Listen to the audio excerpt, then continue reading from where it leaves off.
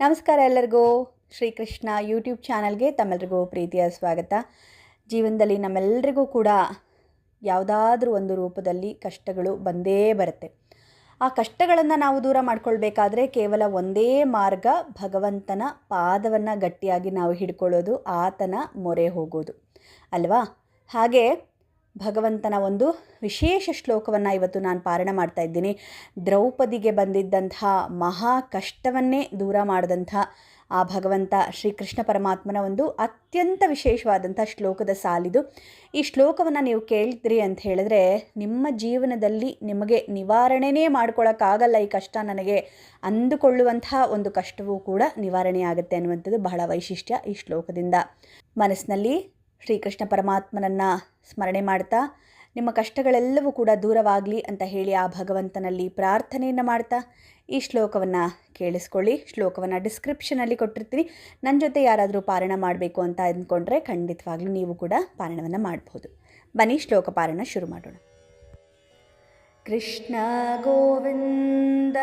ಹೇ ರಾಮ ನಾರಾಯಣ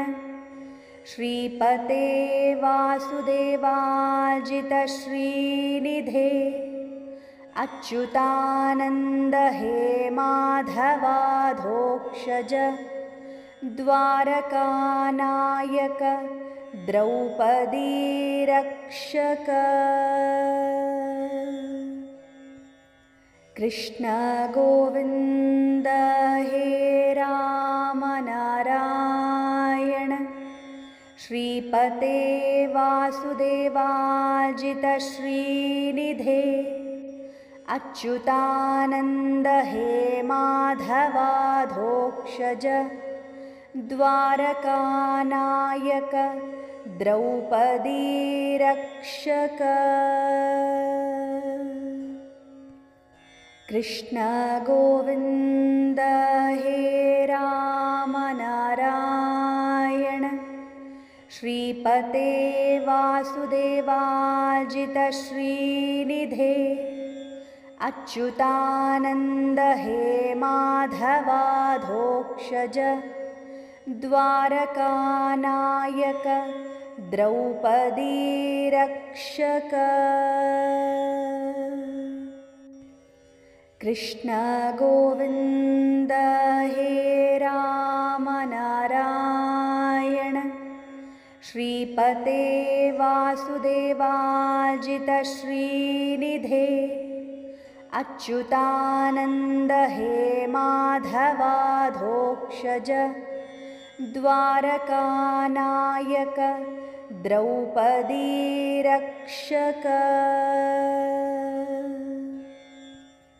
ಕೃಷ್ಣ ಗೋವಿಂದ ಹೇ ರಾಮ ನಾರಾಯಣ ಶ್ರೀಪತೆ ವಾಸುದೇವಾಜಿತ ಶ್ರೀನಿಧೇ ಅಚ್ಯುತಾನಂದ ಹೇ ಮಾಧವಾಧೋಕ್ಷಜ ದ್ವಾರಕಾನಾಯಕ ದ್ರೌಪದೀ ರಕ್ಷಕ. ಕೃಷ್ಣ ಗೋವಿಂದ ಹೇ ರಾಮ ನಾರಾಯಣ ಶ್ರೀಪತೆ ವಾಸುದೇವಾಜಿತ ಶ್ರೀನಿಧೇ ಅಚ್ಯುತಾನಂದ ಹೇ ಮಾಧವಾಧೋಕ್ಷಜ ದ್ವಾರಕಾನಾಯಕ ದ್ರೌಪದೀ ರಕ್ಷಕ. ಕೃಷ್ಣ ಗೋವಿಂದ ಹೇ ರಾಮ ನಾರಾಯಣ ಶ್ರೀಪತೆ ವಾಸುದೇವಾಜಿತ ಶ್ರೀನಿಧೇ ಅಚ್ಯುತಾನಂದ ಹೇ ಮಾಧವಾಧೋಕ್ಷಜ ದ್ವಾರಕಾನಾಯಕ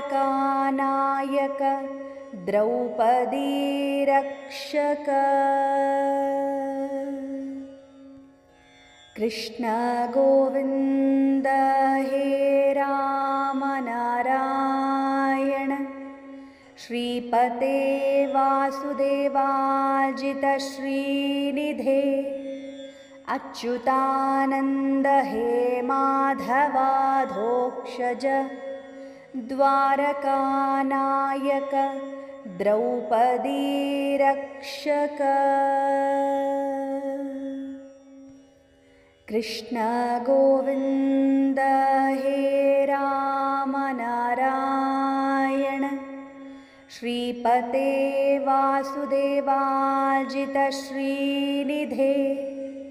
अच्युतानन्द हे माधवाधोक्षज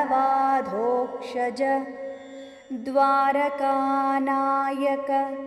द्रौपदी रक्षक कृष्ण गोविन्द हे राम नारायण श्रीपते वासुदेवाजित श्रीनिधे अच्युतानन्द हे माधवाधोक्षज द्वारकानायक द्रौपदी रक्षक कृष्ण गोविन्द हे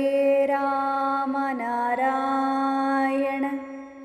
श्रीपते वासुदेवाजित श्रीनिधे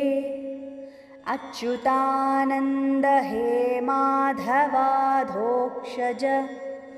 द्वारकानायक द्रौपदी रक्षक कृष्ण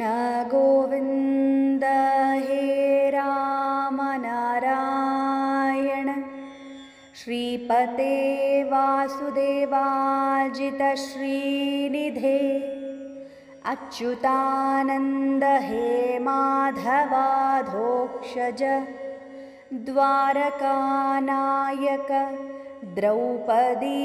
रक्षक कृष्ण गोविन्द हे राम नारायण श्रीपते वासुदेवाजित श्रीनिधे अच्युतानन्द हे माधवाधोक्षज द्वारकानायक द्रौपदी रक्षक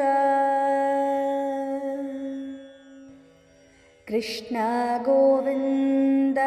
हे राम नारायण श्रीपते वासुदेवाजित श्रीनिधे अच्युतानन्द हे माधवाधोक्षज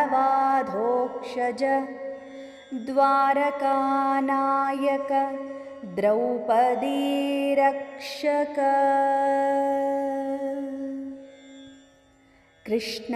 गोविन्द हे राम नारायण श्रीपते वासुदेवाजित श्रीनिधे अच्युतानन्द हे माधवाधोक्षज द्वारकानायक द्रौपदी रक्षक कृष्ण गोविन्द हे राम नारायण श्रीपते वासुदेवाजित श्रीनिधे अच्युतानन्द हे माधवाधोक्षज द्वारकानायक द्रौपदी रक्षक कृष्ण गोविन्द हे राम नारायण श्रीपते वासुदेवाजित श्रीनिधे अच्युतानन्द हे माधवाधोक्षज द्वारकानायक द्रौपदी रक्षक कृष्ण गोविन्द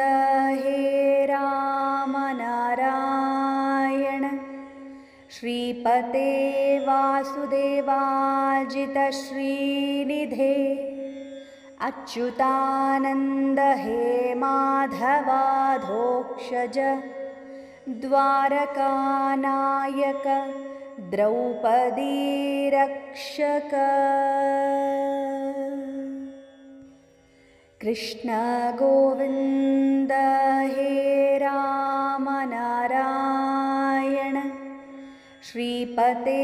वासुदेवाजितश्रीनिधे अच्युतानन्द हे माधवाधोक्षज द्वारकानायक द्रौपदी रक्षक कृष्ण गोविन्द हे राम नारायण श्रीपते वासुदेवाजितश्रीनिधे अच्युतानन्द हे माधवाधोक्षज द्वारकानायक द्रौपदी रक्षक कृष्ण गोविन्द हे राम नारायण श्रीपते वासुदेवाजितश्रीनिधे अच्युतानन्द हे माधवाधोक्षज द्वारकानायक द्रौपदी रक्षक कृष्ण गोविन्द हे राम नारायण श्रीपते वासुदेवाजितश्रीनिधे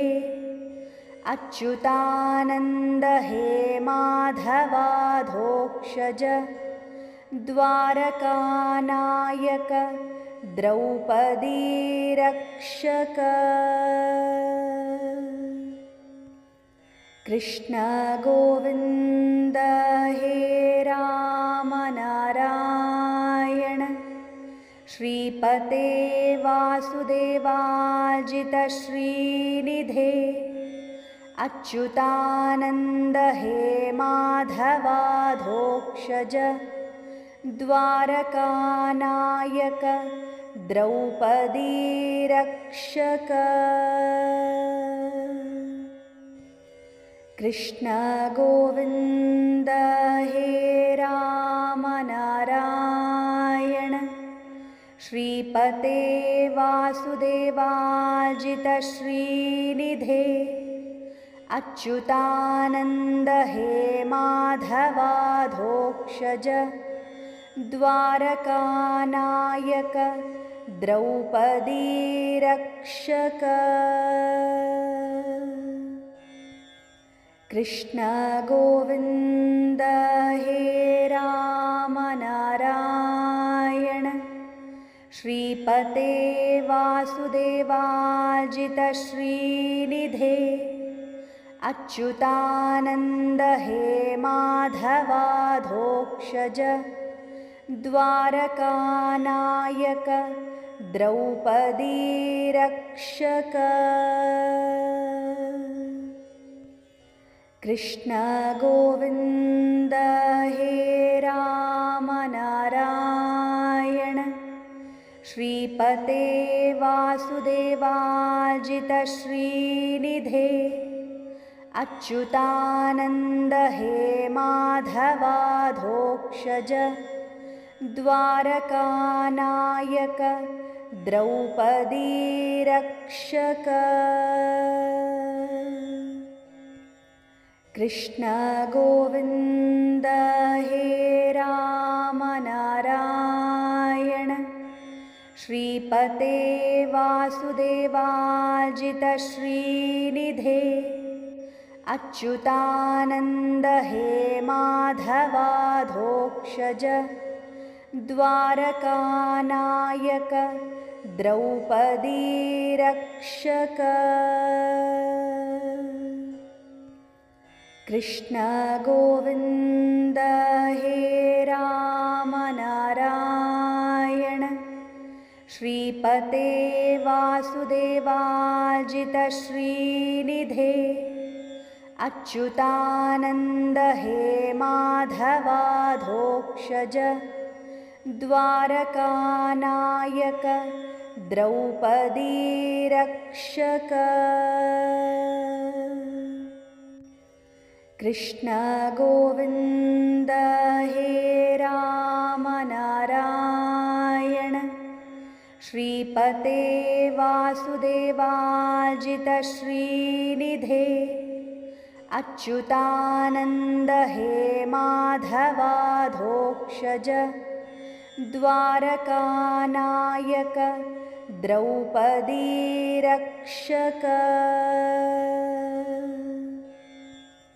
कृष्ण गोविन्द हे राम नारायण श्रीपते वासुदेवाजितश्रीनिधे अच्युतानन्द हे माधवाधोक्षज द्वारकानायक द्रौपदी रक्षक कृष्ण गोविन्द हे राम नारायण श्रीपते वासुदेवाजितश्रीनिधे अच्युतानन्द हे माधवाधोक्षज द्वारकानायक द्रौपदी रक्षक कृष्ण गोविन्द हे राम नारायण श्रीपते वासुदेवाजितश्रीनिधे अच्युतानन्द हे माधवाधोक्षज द्वारकानायक द्रौपदी रक्षक कृष्ण गोविन्द हे राम नारायण श्रीपते वासुदेवाजितश्रीनिधे अच्युतानन्द हे माधवाधोक्षज द्वारकानायक द्रौपदी रक्षक कृष्ण गोविन्द हे राम नारायण श्रीपते वासुदेवाजितश्रीनिधे अच्युतानन्द हे माधवाधोक्षज द्वारकानायक द्रौपदी रक्षक कृष्ण गोविन्द हे राम नारायण श्रीपते वासुदेवाजितश्रीनिधे अच्युतानन्द हे माधवाधोक्षज द्वारकानायक द्रौपदी रक्षक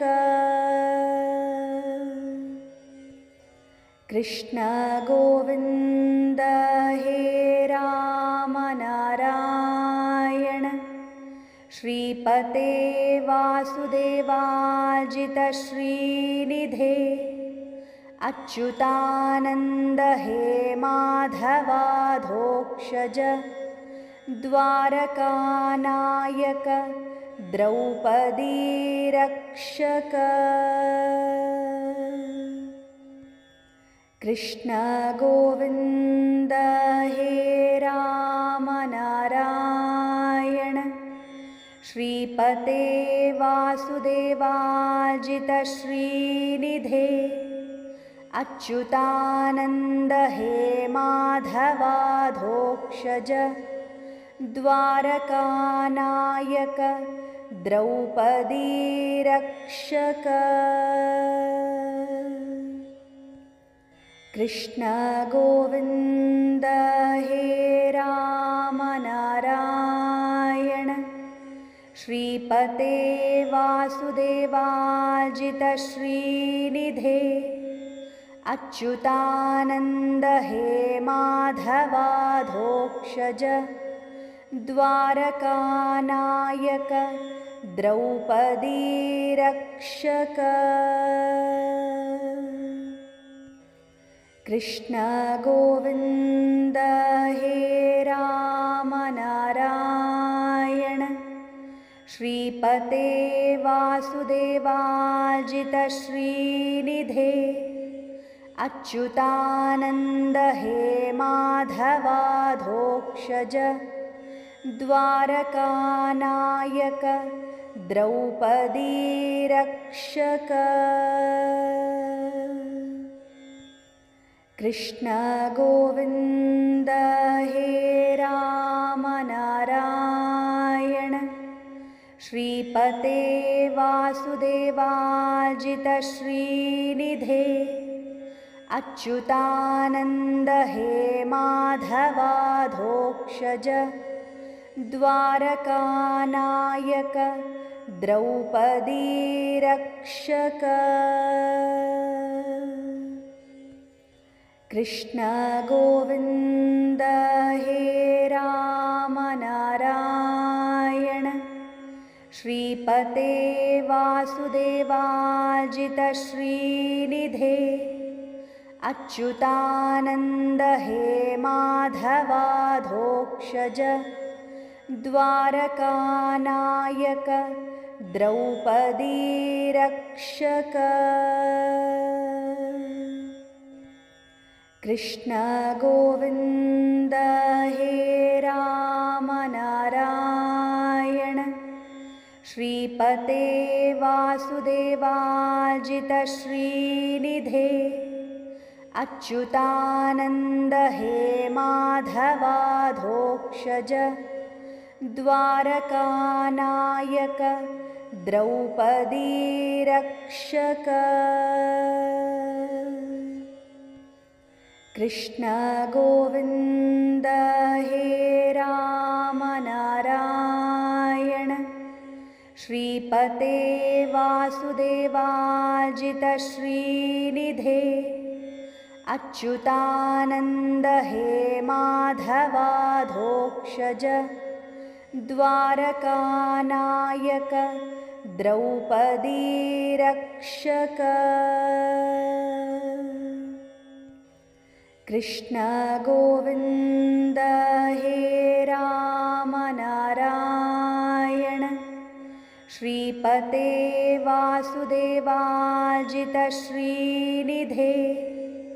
अच्युतानन्द हे माधवाधोक्षज द्वारकानायक द्रौपदी रक्षक कृष्ण गोविन्द हे राम नारायण श्रीपते वासुदेवाजितश्रीनिधे अच्युतानन्द हे माधवाधोक्षज द्वारकानायक द्रौपदी रक्षक कृष्ण गोविन्द हे राम नारायण श्रीपते वासुदेवाजितश्रीनिधे अच्युतानन्द हे माधवाधोक्षज द्वारकानायक द्रौपदी रक्षक कृष्ण गोविन्द हे राम नारायण श्रीपते वासुदेवाजितश्रीनिधे अच्युतानन्द हे माधवाधोक्षज द्वारकानायक द्रौपदी रक्षक कृष्ण गोविन्द हे राम नारायण श्रीपते वासुदेवाजितश्रीनिधे अच्युतानन्द हे माधवाधोक्षज द्वारकानायक द्रौपदी रक्षक कृष्ण गोविन्द हे राम नारायण श्रीपते वासुदेवाजितश्रीनिधे अच्युतानन्द हे माधवाधोक्षज द्वारकानायक द्रौपदी रक्षक कृष्ण गोविन्द हे राम नारायण श्रीपते वासुदेवाजितश्रीनिधे अच्युतानन्द हे माधवाधोक्षज द्वारकानायक द्रौपदी रक्षक कृष्ण गोविन्द हे राम नारायण श्रीपते वासुदेवाजितश्रीनिधे अच्युतानन्द हे माधवाधोक्षज द्वारकानायक द्रौपदी रक्षक कृष्ण गोविन्द हे राम नारायण श्रीपते वासुदेवाजितश्रीनिधे अच्युतानन्द हे माधवाधोक्षज द्वारकानायक द्रौपदी रक्षक कृष्ण गोविन्द हे राम नारायण श्रीपते वासुदेवाजितश्रीनिधे अच्युतानन्द हे माधवाधोक्षज द्वारकानायक द्रौपदी रक्षक कृष्ण गोविन्द हे राम नारायण श्रीपते वासुदेवाजितश्रीनिधे अच्युतानन्द हे माधवाधोक्षज द्वारकानायक द्रौपदी रक्षक कृष्ण गोविन्द हे राम नारायण श्रीपते वासुदेवाजितश्रीनिधे अच्युतानन्द हे माधवाधोक्षज द्वारकानायक द्रौपदी रक्षक कृष्ण गोविन्द हे राम नारायण श्रीपते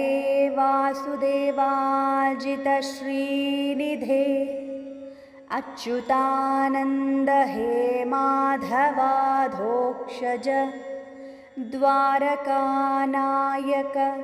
द्रौपदी रक्षक कृष्ण गोविन्द हे राम नारायण श्रीपते वासुदेवाजितश्रीनिधे अच्युतानन्द हे माधवाधोक्षज द्वारकानायक द्रौपदी रक्षक कृष्ण गोविन्द हे राम नारायण श्रीपते वासुदेवाजितश्रीनिधे अच्युतानन्द हे माधवाधोक्षज द्वारकानायक द्रौपदी रक्षक।